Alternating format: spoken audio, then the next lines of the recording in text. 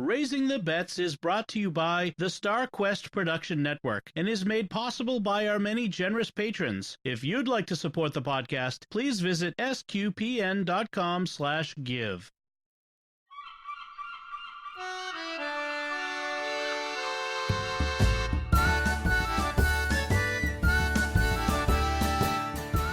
You're listening to Raising the Bets, a family podcast of pirates and penguins.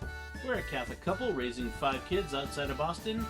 Join us as we share the joys and challenges of marriage, homeschool, and our adventures near and far as we make sense of the world and experience the best parts of our culture.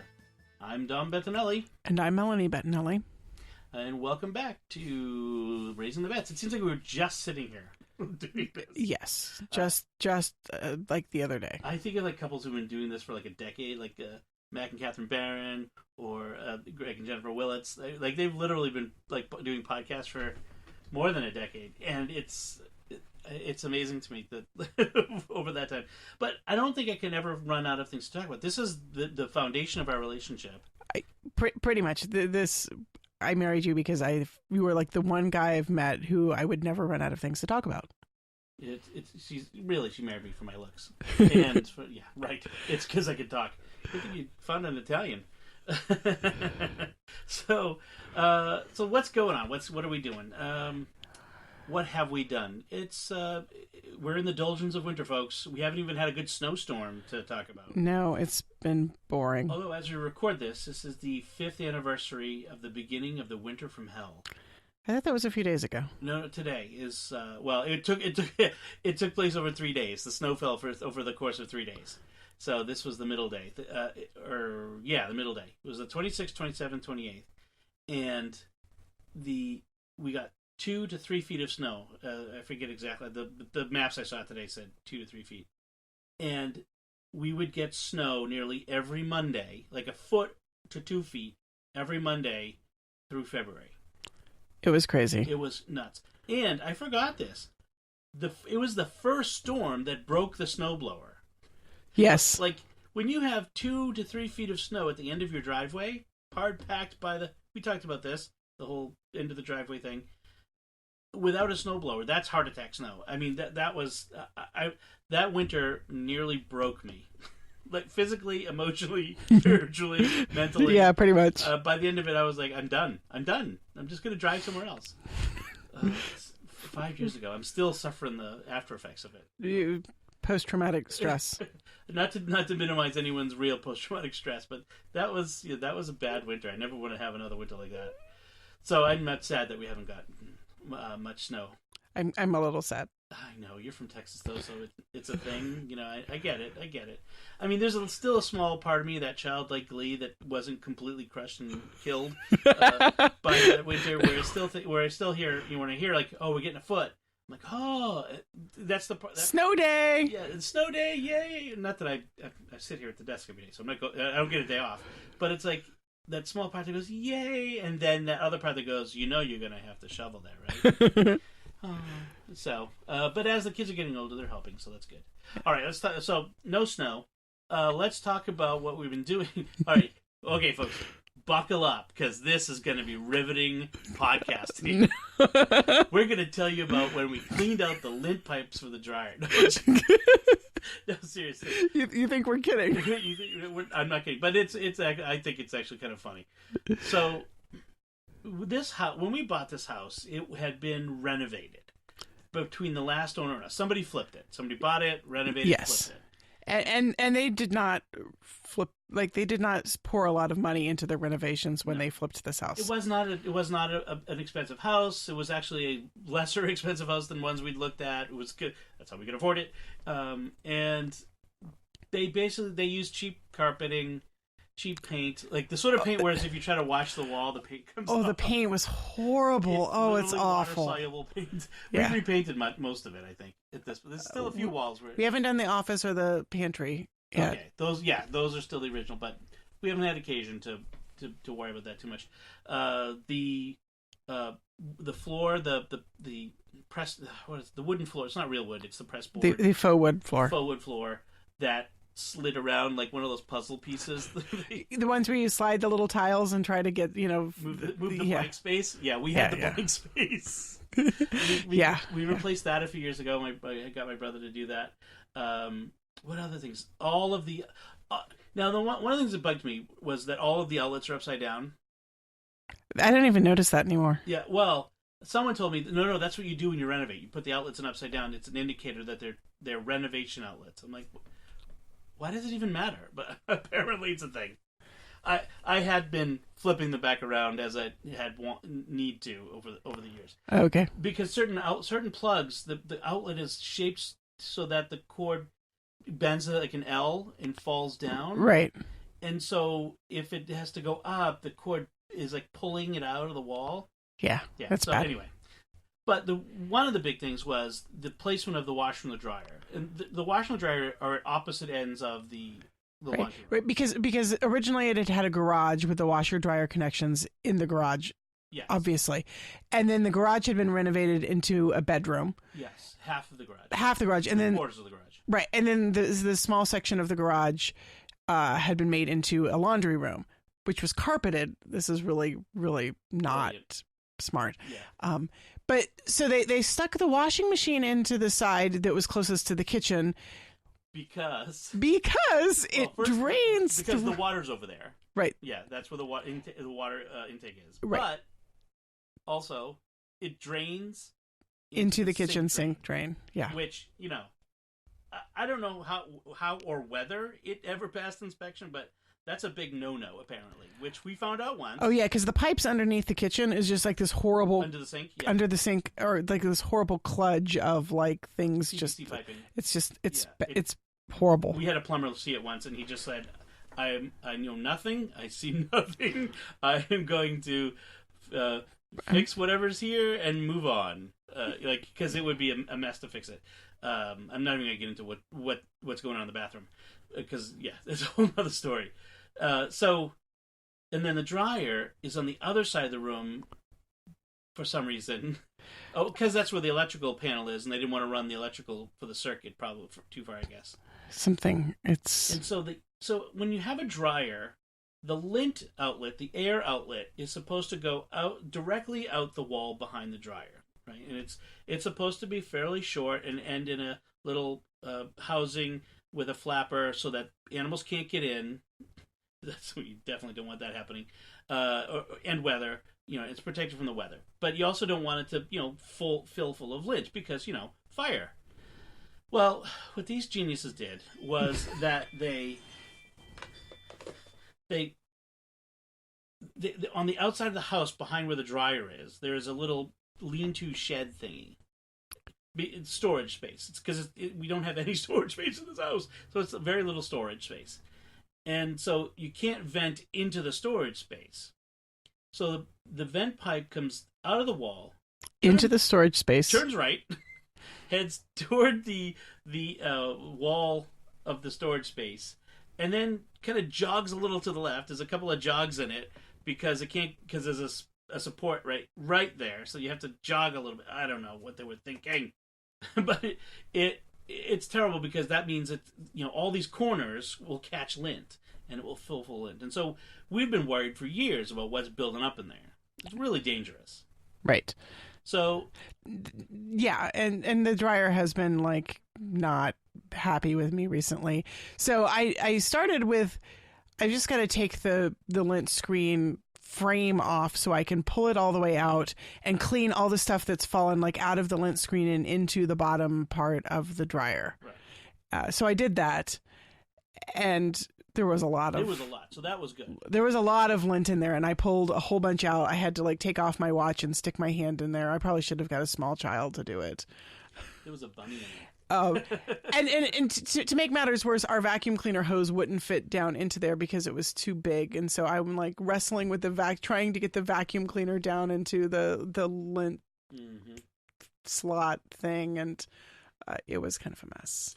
So and then we figured while we had everything moved away from the dryer for this process, we might as well clean the lint pipe on the other on the other side too. Yeah. So I went outside and I took the little cover off, and I'm looking in there. I'm trying to reach in as best as I can, but I can't really get very far. And so I'm like, all right, I had to take it apart. So I took it off the wall, this whole giant pipe, and I'm like shoving sticks in there and all kinds of stuff in there because it's got these corners. So you got to get it in there. It's got to be stiff enough to push the lint, but bendable enough to go around the corners, which is a very tricky proposition, and big enough to catch stuff. So I got a couple big clumps came out. Not a lot. It wasn't stuffed, so that's good. Oh, I forgot to mention that what triggered this was I went outside to enjoy some sunlight with the kids, and I noticed that under the outside vent there was lint like spread on the ground, like it had been blowing lint out. But that's to be expected. Like you do expect the lint to come out of that pipe. Well, there was a lot, and that made me sort of scared. Like, how much is stuck in the pipe? It reminded us that we did need to check. Yeah. The good thing is there wasn't as much lint in there as we feared. Now, to get the pipe back in the hole, so you had to hold it from the outside of the house and push against it, so that I had some resistance to sliding the hose from the dryer on, and then doing the zip tie that holds it there. It's like a collar sort of thing. I remember when your dad helped us when we moved in, and he's the one. He helped to install the dryer. Yeah, well, your dad did it.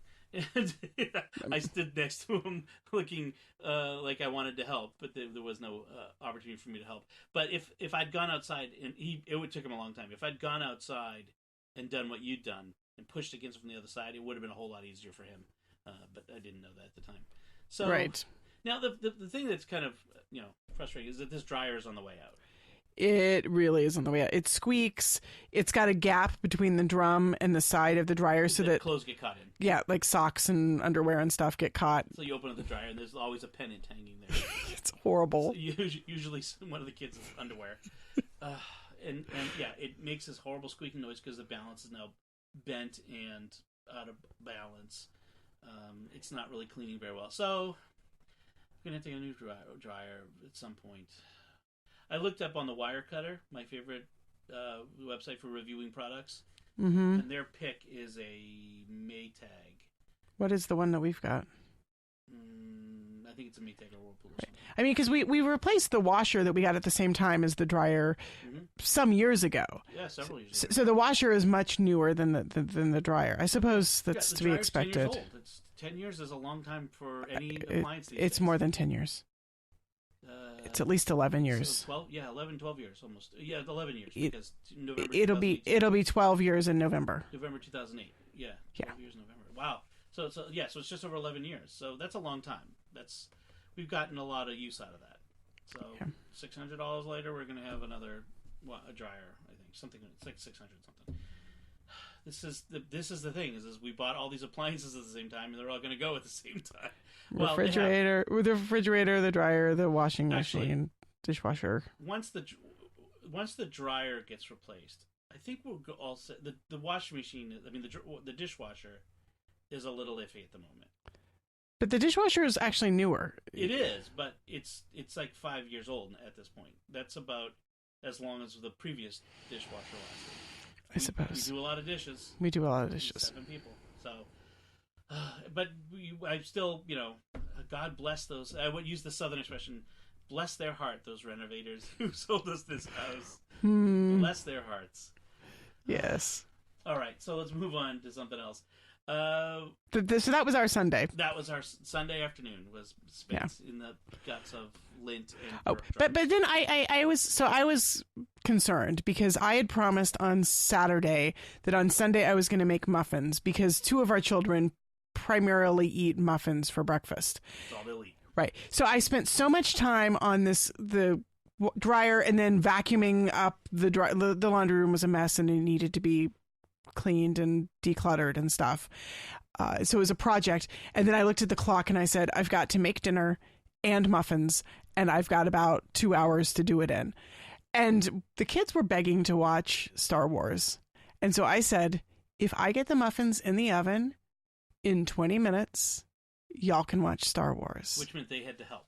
So I had 3 girls running around the kitchen. While I was barking orders at them, I had the recipe in my hand and I was just going down the recipe. And I'm like, okay, you get this, you get that, you get this, you measure this, you measure that, you get that, you get that, you do that, you do that.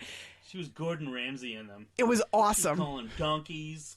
And they were all in because they really, really wanted to watch Star Wars. Clone Wars.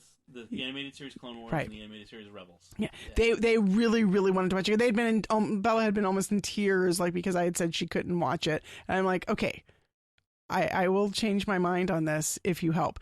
So not only did they get the muffins in the oven in 20 minutes, but then they also did a lot of my prep work for dinner too. They got all the ingredients out while I went through the recipe for dinner too. We had curry. We had curry. Chicken curry. Yeah. So they went to the pantry, the refrigerator, everything. They got all the ingredients. Bella started the rice. Oh, don't give the job of making rice to the distracted girl. Yeah, unfortunately, she put in 1 extra cup of rice, so it was a little on the crunchy side, but it was edible. It was edible. So the lesson here is, if you lose count of how many cups of whatever you've put in, start over. Don't just say, that's probably the right amount. The problem was that she realized that she'd lost count after she started to put the water in. Like, as the water is going in, she's like, oh, wait, did I put 5 cups or 6 cups? To be fair, I've done this with other things. I've done this with pancakes, for instance. I've done it myself with the rice and other things. I have had to empty all the rice back into the bin and recount because I lost count. It's like a Clint Eastwood moment. So you have to wonder to yourself, do you feel lucky? 5 shots, maybe 5 or 6. Do you feel lucky, punk? Well, do ya? Yeah, we felt lucky. Actually, apart from the very top of the rice, which was the part that was most exposed, the water left first, which was a little crunchy. The rest of it was edible. So yeah, it was fine. It was fine. So we ended up, being pretty successful with getting the kids to do prep work. Speaking of watching Star Wars Rebels, yeah. So it was a particularly scary episode with the Grand Inquisitor hunting down Ezra, and Lucy was the poor thing was so scared. She is petrified of the Grand Inquisitor. He is like her bête noire. More than Darth Vader, more than the Emperor. Right, like to what Darth Vader was to us when we were kids, yes. The Grand Inquisitor is to Lucy. Poor thing. I had nightmares about Darth Vader when I was a kid. Right? Oh yeah. Yeah, totally. It was wicked scary. Oh yeah. He became whiny Anakin, and then he lost all his scariness. Right. See, I wonder if like Darth Vader is less scary to kids these days because they've seen the prequels, right? Maybe if they had the baby Grand Inquisitor, like Baby Yoda. Maybe. Actually, no spoilers, but something you find out something later on in the Clone Wars, the Rebels series that makes the Grand Inquisitor a little less scary. Well, in any case, we ended up having last night at 11 o'clock, I was doing laundry and Lucy came into the laundry room and needed some cuddles and snuggles and reassurance because she thought she hadn't fallen asleep. She had fallen asleep. I had seen her asleep in her bed, but she couldn't get back to sleep. And I'm pretty sure it was some Grand Inquisitor fears. So I put on an extra nightlight for her. Nobody expects the Grand Inquisition. Yeah. Oh my. I got her a little set of mini Christmas lights, like little LED battery lights. Unfortunately, I thought this was brilliant. Like, lights, add some extra light to the room, and then she won't be so scared and she'll go to sleep. Unfortunately, 10 minutes after I put the lights on, Sophie comes stalking out of the bedroom. Oh my God. Kylo Ren was here. Yeah, she was wearing her best Kylo Ren impersonation face, and she was not happy. She could not sleep with the lights on. These little tiny fairy lights. Yeah. So which I feel 100% sympathy for Sophie because that's me. I cannot sleep with lights on, and I think I gave the same like Kylo Ren impersonation to a couple of my college roommates. Like if my roommate was up late, well, that too. Yeah. But if my roommate was up studying and I could maybe sometimes fall asleep with the lights on, but then at some point, like an hour or so later, I would wake up and I ever consider a sleep mask? No, I can't sleep with a sleep mask on. It's just, no, uncomfortable thing on my face. This would be the solution I would suggest to Sophie, and she would be the same way. Exactly. She's very much like me. I actually ended up leaving it as a Mexican standoff. I tried to like drape some cloth around Sophie's bed. Around the basket in which I'd put the fairy lights. And Sophie was not happy. It's still too bright. And I'm like, I could put up a sheet around your bed because she sleeps in the bottom bunk. No, that's not acceptable. And I finally said, look, it's late. I'm going to bed. You guys can work it out amongst yourselves. And I walked out of the room and I never heard back from them again. So I guess they both survived to the morning. They survived till morning and they didn't kill each other. So, yeah, things are... There's some maturity going on there, so I think so. That's good. In previous times, that may not have ended so well. Yeah. So let's talk about some school stuff, some homeschool stuff. We've been working on how best to move forward. One of the things about homeschooling, I don't know, it's not that I didn't realize it, but that has always interested me is it is a constantly changing animal. The homeschool. Right. Because the kids are constantly changing and getting older. But the challenges are constantly changing. And how do I accomplish the goal? And now we've got 5 kids that are all learning at different things all at once. And one of you. And how do we do this? Right. One of me, 5 of them. They're all at different levels from 1st grade through 8th grade. It's a challenge. It is a challenge. So one of my big challenges is that the littlest ones take up the most time because they drag their feet. And they don't want to do the work. They drag their feet. You have to remind them to get started, like get dressed, eat breakfast, get started, get your math books out. No, come away from the Legos. No, come away from the jigsaw puzzle. Come back and do your work. Come back to the table. And I'm so tired of writing herd on them. And then it shortchanges the 2 older girls who are in 6th and 8th grade, who really should be getting more attention from me because they're doing higher level work. And they're getting shortchanged. So I came up with a solution desperately. It was Sunday night, right?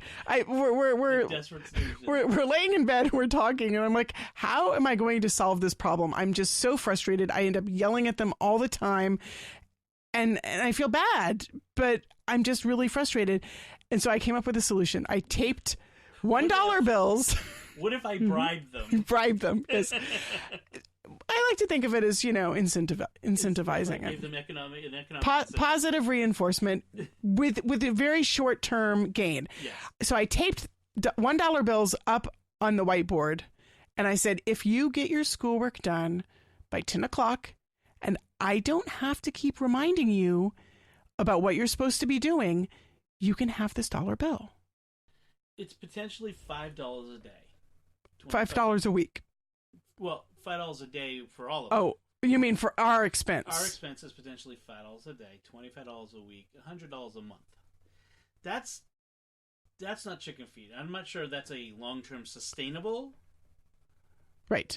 We'd have to look at where we could. Then again, the budget. Where they're not getting any allowance. Right. So yeah, I mean it's meant to be a short term sort of let's build some habits. Right. And I told them that from the get go. Like, this is not going to be forever. You're not going to always get paid to do your schoolwork. And we had talked about different ways to teach them the value of $1, to give them chores and pay them to do things, but there are certain things that you're supposed to do just as a matter of being part of a family, and you shouldn't get paid to do. Right. And then there are other jobs which are potentially you could get paid to do, except do you make them do it and pay them for it, or should they want to earn the money? That's very tricky. So sometimes I'll pay someone to hang up all right. my laundry, and then that's not necessarily a reliable source of income for them either, because I don't constantly have those I'll give you money to do this jobs laying around. Shoveling the driveway. We don't get enough snow for that really to be a reliable economic incentive. Right. And yes, so this seemed like at least a short-term solution for a short-term problem. Just getting the kids used to doing more of their work without me nagging them to do it. Yeah. So in the short term, I started this on last Wednesday. Last Wednesday, Yeah. Tuesday, something. Anyway, Yeah. sometime last week. And in the short term, it's gone pretty well. I've had more time to get other things done because I've spent less time nagging. It hasn't worked perfectly, but I feel like I'm getting better engagement and more focus from them.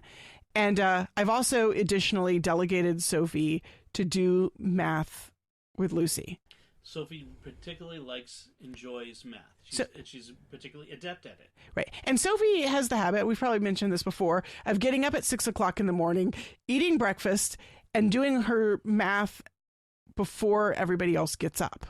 Right. Before any of us get up, she's already done. She's done with her sit down work. I get up and I find her sitting in the office by herself, doing nothing, not even reading. I suggested her once, maybe you should get a book or something, and she's like, "No, I just like sitting here." She's telling stories in her head. Yes, that's what she says. She's making stories in her head. So anyway, but I have a problem which is that Sophie has a few things that she needs to do with me, but then I can't do them while I'm writing herd on the small kids getting their stuff done. So she ends up not doing it. And she ends up sitting there bored, wanting to play, but anything that she plays will distract the other kids from doing their schoolwork. Like, she can't do a jigsaw puzzle because everyone will want to come and do jigsaw puzzles with her, and she can't play with Legos because everyone wants to come and play Legos with her. So she ends up like, well, I'm done with my work, but there's nobody to play with, and I'm bored and I'm annoyed. And Bella's in the office with me. She's working on Khan Academy math with me. Right. So what works really well, though, is if I say, Sophie will do math with Lucy, then she's much more focused, because if I'm trying to do Lucy's math, then I'm being interrupted by helping the boys with their math and like other things like that. And so Lucy ends up doing less math per day. When Sophie's writing herd on her, she does like twice as much math in a day as when I'm doing it. Yes. It's the Sophie the Desk Master. Right. Although Lucy seems to enjoy it. And Lucy enjoys it. They're having like a nice bonding time. It's good for Sophie to like review her math facts and stuff. Sophie, from what I've seen, you see it much more than I do. From what I've seen, she's really actually very kind and solicitous toward her. She's a good teacher. Yeah. And I think it's good for Sophie to have that teaching, mentoring relationship. It's good for Lucy to have that relationship with her sister, and it frees me from a task. And Sophie's not sitting around bored waiting for me to get around to doing her lessons with her that need my input. Yes. It's a win-win situation, and I'm really pleased with formalizing it, because I've occasionally delegated to Sophie in the past, can you just like do this for me or do that for me with Lucy, but I haven't been consistent with it because I've kind of felt a little bit guilty. But I'm starting to feel less guilty and more like this is actually good for both of them, and it's not just me being lazy, and I'm actually able to give Sophie more time because she's doing things with Lucy. Okay. So she's actually, we've gotten a lot more of her things that she needs to be doing every week done last week than we have in the past. That's good. That's good. Still got some way to go. Still some bugs to work out, but we're getting there. All right, so let's talk about food, what we've been eating and cooking. Let's talk about one success and one failure. All right. Let's talk about the success. The good news first.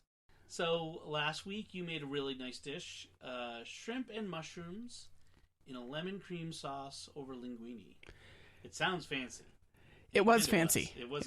Yeah. Let me say at the top, I thought this. I told you this looked like and tasted like a restaurant quality dish. I was pretty pleased. Yeah. So it was one of those brainstorms. I was like, I had bought some shrimp on sale when I went to Whole Foods. Yeah, frozen, pre-cooked stuff. Yeah, just frozen, pre-cooked. And I thought this would be a quick meal one night when I didn't feel like I had a lot of time because it was pre-cooked, and so I wouldn't have to do much with it. And then I had also bought some fancy mushrooms, like one of those boxes that has like 6 different kinds of like gourmet mushrooms. Mushrooms and like shiitake and what was some of the other ones? I don't even remember what they were called. Yeah, like there were all sorts of fancy ones. I didn't even know what they were called. It didn't even say on the box. It was just like fancy mushroom blend. And then I had this like craving for lemon. Mm-hmm. And somehow in my brain, like shrimp lemon mushroom sort of gelled and like pasta. And so I just sort of Googled a few recipes, looked at some things, got some ideas, and then sort of went for it. And then we like, so the question then is like, so lemon and wine, or lemon and like, you could do it like a vodka lemon sauce, like the what's that called, there's an Italian vodka sauce with tomato. I know the vodka tomato sauce. I don't know vodka lemon sauce. Maybe I'm thinking the vodka tomato sauce. But so you could do lemon and wine, or lemon and dairy. In this case, cream. I actually did both.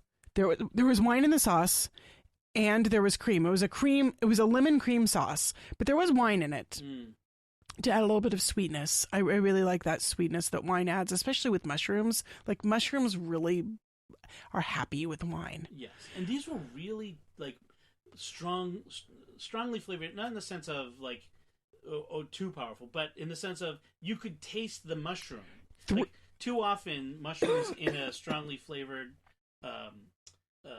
dish, they get lost. Right, and you can't really taste the mushroom. All you taste is the cream, and the mushroom is just a weird texture. Yeah, this you could taste the mushroom. Right. It was good. So yeah, I think I sautéed some onions and threw in some garlic, and then wine. No, and then mushrooms. And then once they got all soft, I threw in some wine. I let that cook for a little bit.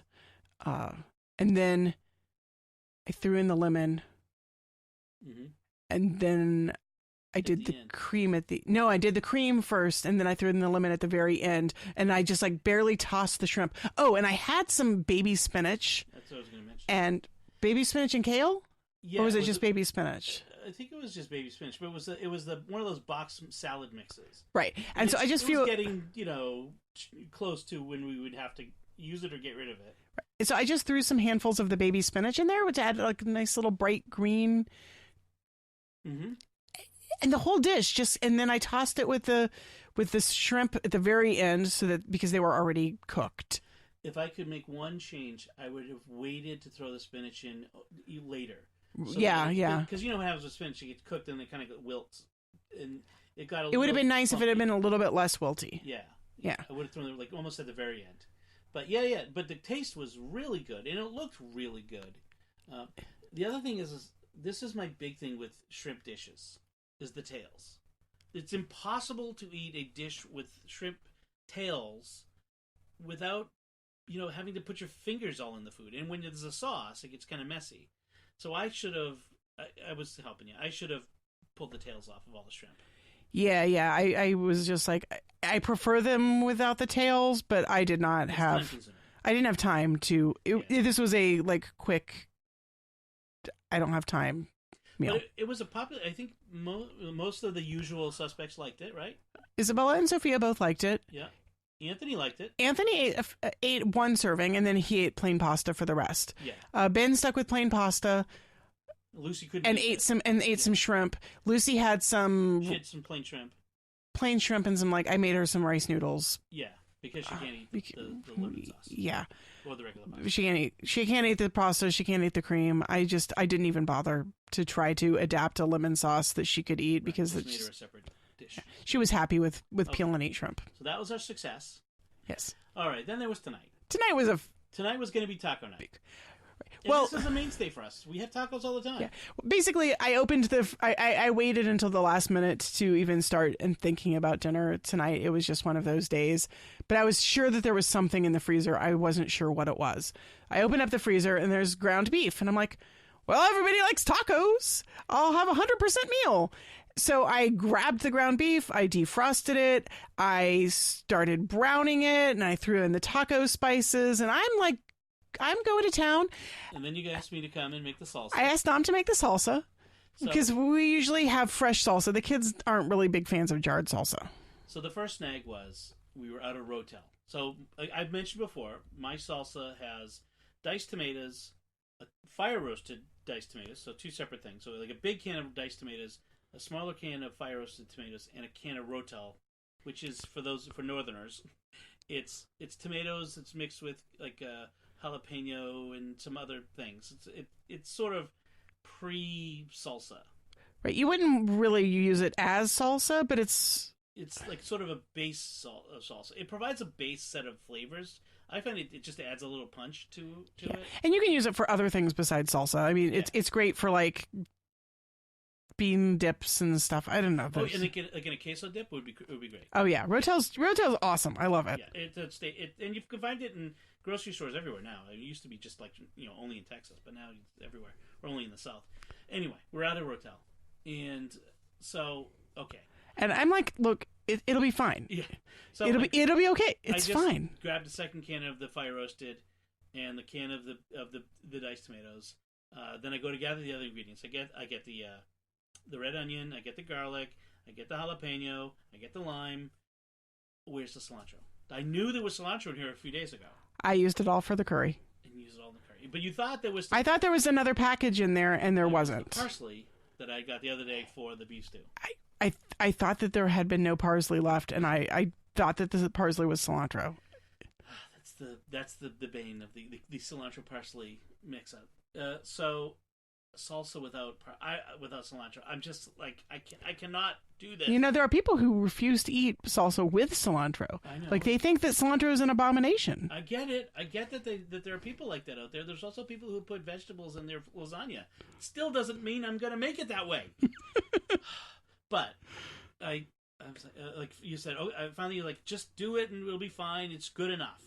The kids won't notice it in the taco. I'm like, all right. So I start opening the cans. And I dump the big can of diced tomatoes into the food processor, and what do I got? I have crushed tomatoes that are on top of like garlic I've already chopped up, and a jalapeno I've already chopped up, and red onion I've already chopped up. So it's not like I can just dump it back into the thing and put it in the fridge to use for another dish. Nope, it's all mixed with all this stuff now. I'm like, oh, crushed tomatoes, because crushed tomatoes is not just diced tomatoes squished. There's a flavor to it. It's cooked. Crushed tomatoes are cooked. So I'm like, I can't believe I'm doing like this. And you're like, no, it'll be fine. Just do it. Because we have children who won't eat tacos if there isn't salsa, homemade salsa. So it is terrible. Even bad homemade salsa is better than no salsa. I get it. So I mix it up. I taste it. It's bland. I put in more salt. I put in more red onion. It's not much better, but it'll do. And that's when you said, wait a minute. I don't think I have any tortillas for taco shells. And I remembered, like, at the very, I've been cooking ground beef and making the taco meat for an hour. And I suddenly dawns on me, last night I made Ben a quesadilla for dinner, and there was like 3 or 4 tortillas left in that bag. That means there's only 3 or 4 corn tortillas for 7 of us. Well, 6 of us, because we don't count Lucy. For 6 of us. And we usually eat like 3 or 4 tacos. We usually eat 3 or 4 tortillas a piece. It's the multiplication of tortillas. Oh. I was not going to trust in Jesus to multiply the tortillas. Well, I trust in Jesus to multiply tortillas if you want to. I just don't think that he cares to multiply our tortillas. Right, he could. He could, but he ain't gonna do that.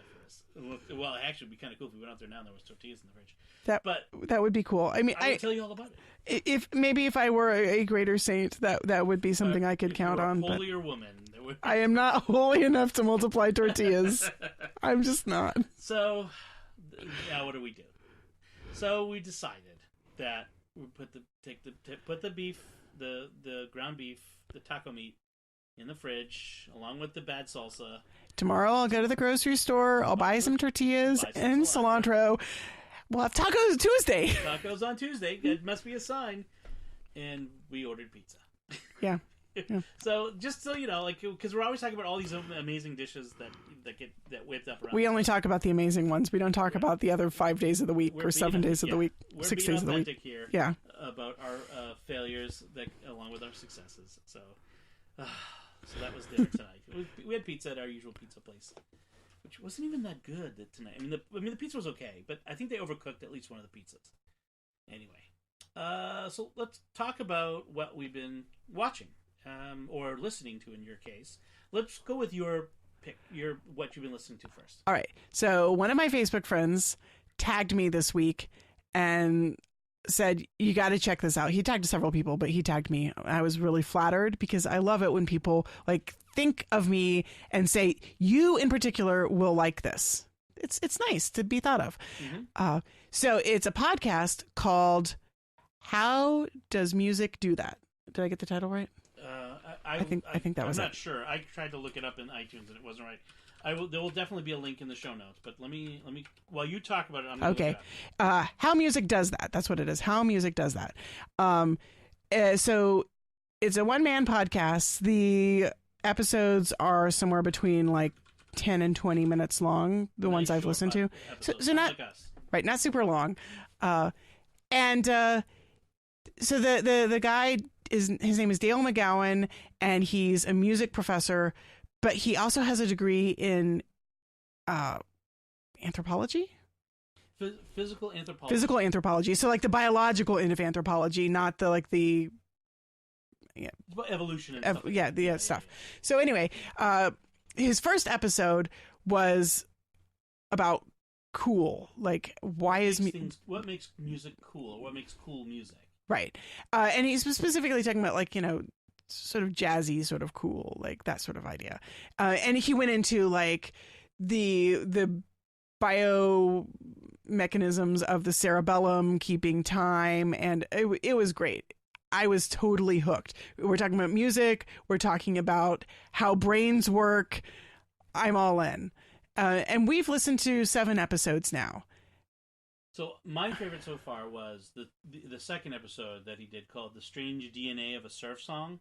It was awesome. Which is that song that you hear at the beginning of the movie Pulp Fiction. If you he does play the clip of Pulp Fiction, but he bleeps out the swear words, which there are more than a couple. Yes, it is Pulp Fiction after all. But there's that scene in the beginning, and the sound of it. I'm not going to play it because I don't have the rights to it, and he can claim fair use because it's an educational podcast, but I wouldn't necessarily be able to. But the song is by Dick Dale. It's a surf thrash song. Yeah, surf rock. They didn't have thrash back in 1963. It kind of thrashes. Surf rock song. And what was cool is we found out that Dick Dale is actually a Maronite, I think, or did he say that? He was Lebanese? Dick Dale was a stage name. From Quincy, Massachusetts, which is like the town next door to us. It's right. That's where our doctor is. Right. Doctor's office is in Quincy. It was really kind of cool but he talked about like why this song sounded a certain way. Why does it sound Middle Eastern? And how does music sound like a particular place? Okay, what was really fun was that afterwards, like Anthony was talking about, he's like, oh, the Byzantine scale. Like he remembered the term Byzantine scale, and he was like all over that. Well, he was calling out the Byzantine scale in some of the music from the World of Tanks game that I was playing, which was fun. It was really neat. So, I mean, there's some really cool stuff. The titles of episodes, just When Truman Touches the Wall, which is about the Truman Show movie. The music at the final scene. Yes. The Truman Show. Let's Get Sad with Galileo's Dad, The Masterpiece I Never Heard of, Cage Unlocked, John Cage. Which gave me a new appreciation for John Cage. I really liked that episode, actually. Oh, you know what? I haven't heard this one. The Moment I Surrendered to John Williams. I totally want to. I know. I saw that title, and I thought that one is going to be very popular around here. Well, I recently did a podcast on the other podcast we did, Secrets of Movies and TV Shows, The Secrets of John Williams, where we went through all of his music and talked about it. So I'm particularly interested in that one. Anyway, he's got a real nice sense of humor. Very funny. Like the kids were chuckling along at multiple times during the podcast, which is always a good sign when you can get like a wide audience. Like Bella loved it. Sophie was interested. Ben and Anthony were intrigued. And even Lucy was giggling at the jokes. Yes. That's a win. And, there's even one that's one of the more recent ones, the Jabberwocky of Harry Potter. I mean, there's all kinds of stuff in here. The Bones of Yellow Brick Road. Right, it's very pop culture music. Like, but he also talks about classical pieces, right. and world music, like other cultures too. Yeah, so he's kind of all over the map in terms of what it really gives you a music. It's like a music appreciation course for people who don't know anything about music, like us. Right. So a lot of fun. Yeah, highly recommended. I'll put the link to it in the show notes, and you can check it out. And then what else? So I was recently the new Star Trek Picard series. I won't go into it here, but I would say you can listen to The Secrets of Star Trek and hear me talk all about that for an hour. But I would just quickly, it was the best first episode of any Star Trek series. Well, that's not saying much because most Star Trek first episodes kind of stink, right? Well, yeah, it was No Encounter at Farpoint, but some are better than others. But this, I mean, but that's good though. That means right. It starts out at a high point, so maybe it get even better. I would say really, really good, really hopeful. But I still haven't seen it, so yes, you have to see it. So I also watched this week. I rewatched for the first time in many years, probably a decade, Iron Man. We have the Disney Plus now, so we have all those Marvel Universe ones, and this was the Marvel Cinematic Universe movie that started it all. I keep thinking I have seen like maybe 2 of the Marvel Cinematic Universe movies. At some point, I need to catch up. Did you watch Thor Ragnarok? No. That's the one. That's the one I would recommend to anyone who hasn't watched the movies. Like I haven't seen any of them, and I can still watch that and enjoy it and not feel like I'm lost. I'd probably have to be sitting there explaining some of it to you. See, this is the thing. I mean, there might be a little bit like who Thor is, who the Hulk is. I mean, you probably would be able to get it. Right. Well, I mean, I know who Thor is in like actual Norse mythology. Okay, I mean, 2 minutes and I would explain who Thor is in the Marvel Cinematic Universe. He's actually the same guy. But. Actually, curiously, coincidentally, Ben got a Dolaire's Norse mythology for Christmas, Epiphany book. Anyway, that's been our bedtime story for the last few weeks. Is we've been reading our way through the Norse myths. I know it's fun to hear you saying names like Loki and Heimdall and and Odin from the other room, and I'm thinking, Anthony Hopkins, Idris Elba, Tom Hiddleston. Just very funny to hear the names. Right, and that's honestly the parts of the Marvel universe that I'm most interested in. Is like I know that there's these Norse god characters in there, and I'm kind of curious. I kind of want to watch Thor again, the first Thor movie, so that might be worth watching.